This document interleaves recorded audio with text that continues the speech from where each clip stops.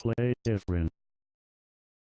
Once upon a time, there was a genetic engineering lab near Livermore, California. This lab was not blessed with a sense of social responsibility, and this led to unwise disposal procedures, which in turn led to the filling of several nearby ravines with the detritus of several unsuccessful experiments in genetics. One year, the lab was commissioned by the government to develop a genetically engineered super soldier who would be ruthless and totally obedient.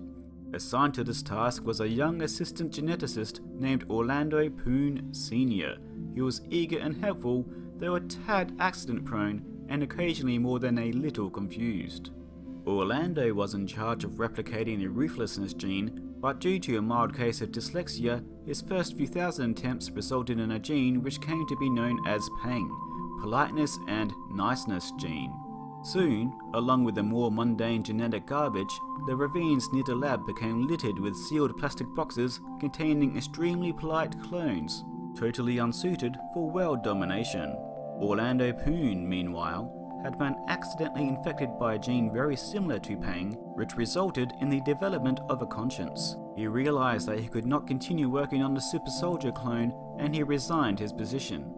In one of life's little ironies, his replacement succeeded the very next day in developing the super soldier gene, and the cloning of these soldiers began in earnest, so Mr. Poon was, in a way, directly responsible for the success of the project. The project got out of hand about a week and a half later when the super soldier clones took over the lab, the company, and the next day, the state of California. Within 2 months, they ruled the world.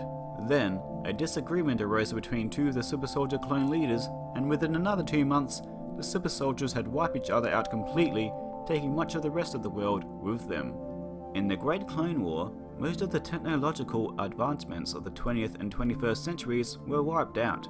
Slowly, the survivors of the war began to rediscover and rebuild some of these inventions. There was a child, 7 years of age when a clone wars hit, named Orlando Poon Jr. His father had been killed in the war, but before he died, he laid a burden on his son's shoulders: clean up the toxic ravines. This was no easy task, but Orlando Poon Jr. had his father's conscience and knew that he must somehow achieve this. He set about reinventing engines, balloons, robots, and bombs to achieve his aim. The toxic ravines were quite a mess. No human could safely enter the ravines because of various gases and radiation. They were dangerous as well because of various creatures that inhabited them, all the misfortunate stepchildren of failed genetic research. Mixed in with all the toxic waste, there were also nondescript capsules which contained the PANG clones, and Orlando Poon Jr. was determined that these nice little people should be rescued. He soon discovered that more PANG clones had escaped from the capsules and were hidden in caves at the bases of the ravines. They could not leave the caves because of the toxins, and they had sealed the entrances to protect themselves from the denizens of the toxic ravines. These two, Orlando vowed to save. Orlando built blimps and hired blimp pilots to drop cleanup bombs on the toxins and to send remote control rescue robots down for the PANG clones. These pilots soon discovered another danger of the ravine: the toxic wraiths. These wraiths grew from the very worst of the toxins, those vile substances that had seeped into the ground beneath the ravine. Any cleanup bomb that accidentally hit the ravine floor would release dozens of these wraiths, who would come up and decay the fabric of the blimps, so only the most skilled of pilots could be hired.